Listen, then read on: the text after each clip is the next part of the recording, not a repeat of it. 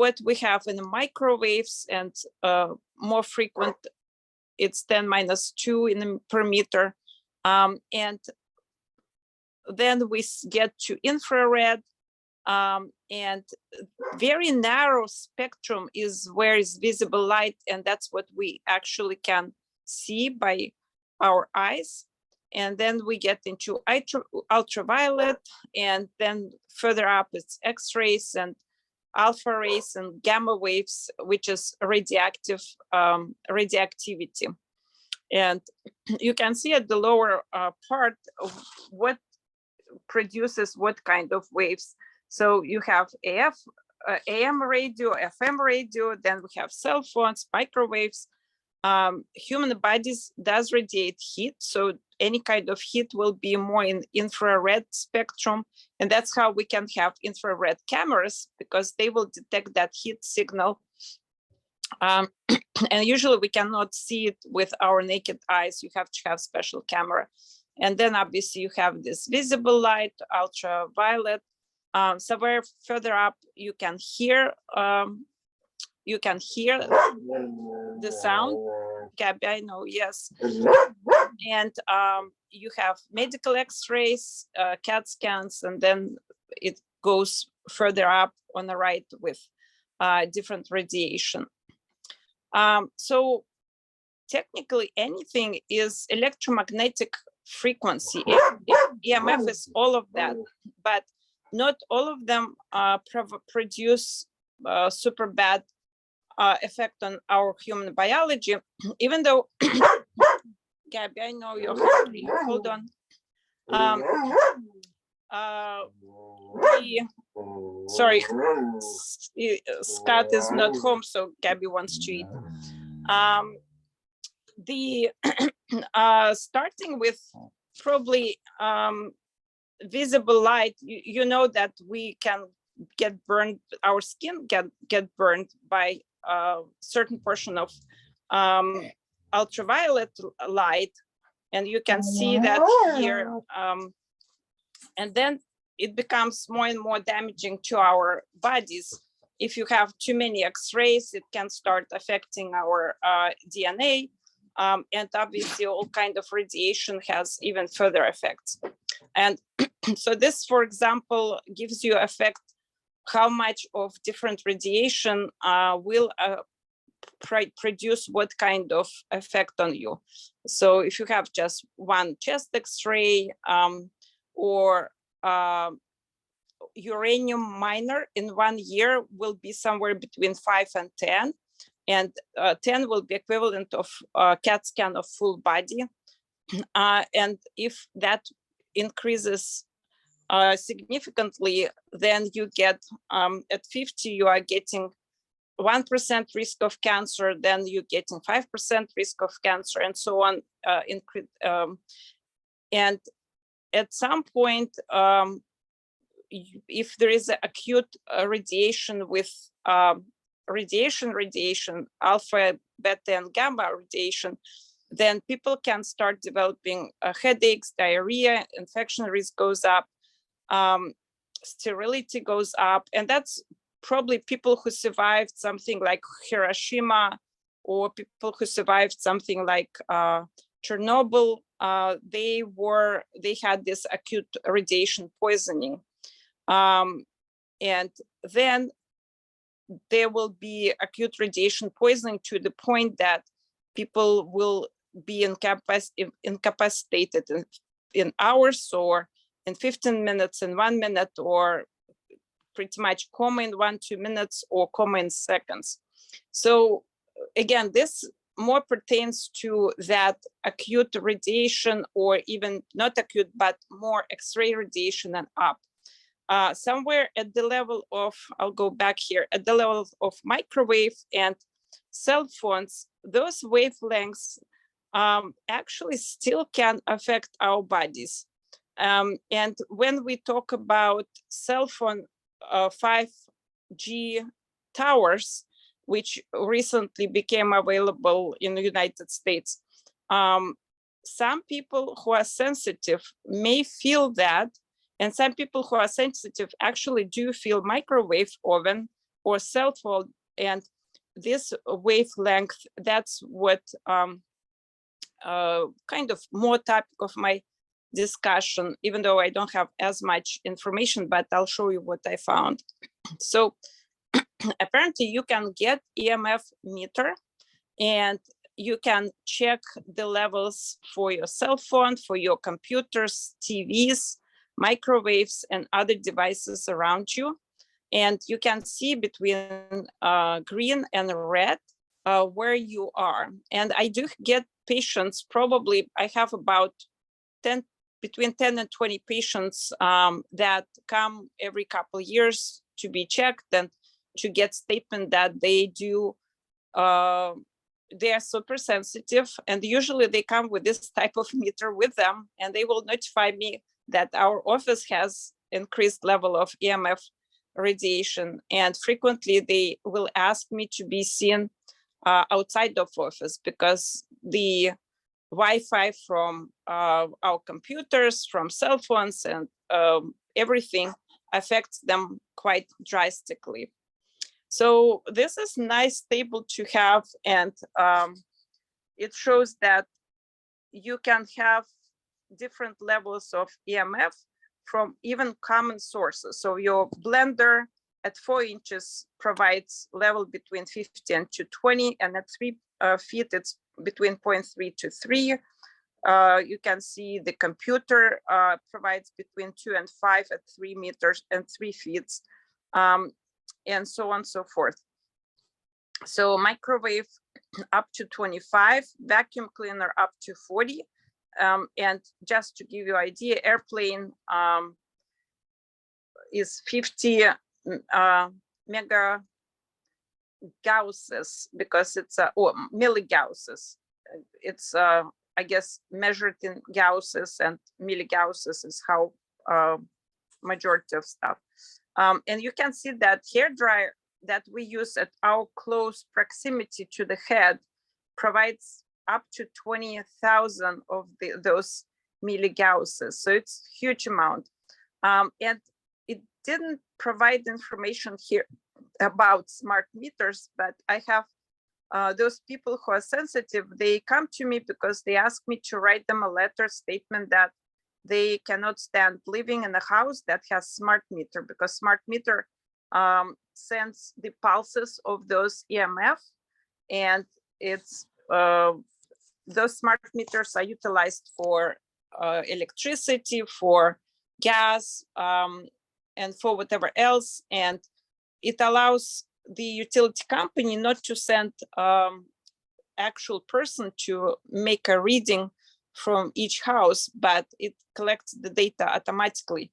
But as a result, we all are surrounded by this quite huge source of EMF, that constantly sends those pulses. And those sensitive people, they just cannot stand it. So there was a conference, AKHCME.com course, and it's actually was CME course about that. I didn't attend it, but I know there were a lot of information about that. And technically, if any of you curious, you can go to that AKHCME.com and probably find more courses and learn a lot more than I'm giving you. But one of the articles that, hold on. So one of the articles that I read, it says that many hypersensitive people appear to have impaired detoxification system, and it becomes overloaded by excessive oxidative stress. And this EMF, it's actually induces changes in calcium signaling cascades, and significant activation of free radicals occurs, and there's overproduction of reactive oxygen species. And those reactive oxygen species are usually the ones that affect our cells, and they can affect neurological, cognitive function, and disrupt brain barrier, blood-brain barrier. And because of that, people end up with headaches, brain fog, and many other similar symptoms. I had kids recently, mom with kids, and kids claim that when they are in a new house that doesn't have this smart meter and all the EMF is grounded, not through Wi-Fi, they can study better and they comprehend much better. And when they're at their dad's house, who doesn't have any of those precautions, they just feel dumb and don't feel like they're able to function properly. So magnetite crystals absorbed from combustion air pollution could have important role in brain effect of EMF. Autonomic nervous system effects of EMF could also be expressed as symptoms in cardiovascular symptoms. Other common effects include effect on skin. Yes, many people will describe those crawling sensation, then microvasculature, immune and hematological system. And as a result, for example, of immune hematological systems, there are several studies trying to see if different EMF sources causes cancer or doesn't cause cancer. And I should say, I didn't see very definitive results, but you have to recognize that if you take 100 people and maybe only one of them will be symptomatic from EMF, and will not be, and I don't know exactly if it's 1% or how many people actually are super sensitive. So if you'll take only non-sensitive people into your study, nothing will be positive. But if you'll end up taking all sensitive people, that's where you will find positive effects.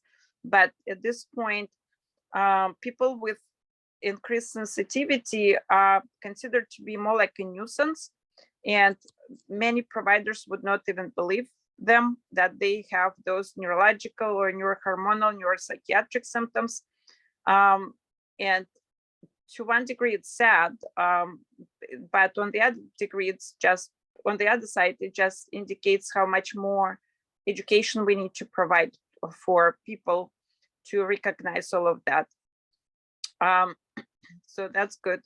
And those were few studies that I listed when I write a letter to companies. I just list this, and just looking at names of this, you can see that exposure to 900 megahertz electromagnetic field activates special pathway and cause blood-brain barrier damage and cognitive impairment in rats.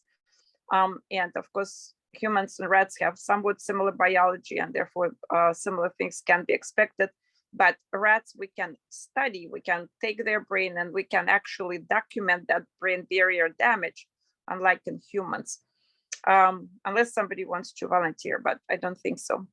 So radio frequency electromagnetic radiation induces behavioral changes, and there are possible bases. So that's another more recent study in 2019. Then there is a genotoxic effect of electromagnetic field radiation from mobile phones. Very, very recent study from 2022. And the last one is electromagnetic hypersensitivity, HSS, microwave syndrome. And that's a review of mechanism. And that's the one which I quoted in the previous, on the previous page. So what can be done about that? And I don't have much of other stuff here, but from talking to my friend who is very sensitive, and she's a naturopathic doctor. That's what she is. So a lot of patients who come to me come from her because she's a naturopathic doctor. We kind of have understanding of this condition. She can feel all of her microwaves and everything. So she had to move out and find a place without smart meter. And that's how I end up with those patients who are super sensitive. So all of them will share with you that short term, if you have to, for example, to get out of your house and go to day camp for kids or go shopping, you just have to take antioxidants. There are different certain antioxidants that they buy, and they feel that it helps them short term for a few hours. But then for your computers, cell phones, you could buy certain types of protections. The ultimate protection is actually to build Faraday cage. I don't know if you know Faraday cage or not. It's pretty much, you want to create a metal, a room with metal, or at least surround your bed with metal from all sides, so your space will be not permeated by any kind of microwaves or waves of EMF. And that's condition called Faraday cage. It's usually used for research purposes. That's how I remember from my physics about Faraday cage. But many people apparently right now have to build that type of construction in their rooms or bedrooms, and that's how they protect themselves. And when they come home, majority of them don't have newer type of cell phones. They will have some old version. And if they do have cell phone, everything gets locked up somewhere in one portion of the house, which will be further away from the common area where they spend more time. And they usually tend to hardwire their computers or phones or TVs rather than having Wi-Fi, because Wi-Fi, that's what they are sensitive to. And yeah, those are the main things that you could do as a protection. The chart that I showed about this length or space, it kind of gives you indication of how far you want to have your cell phone at night, for example, from your bed, because 3 feet, you still get significant enough radiation. So maybe 10, 12 feet, that's where it becomes less significant.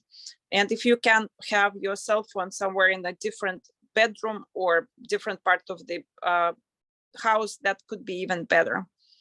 And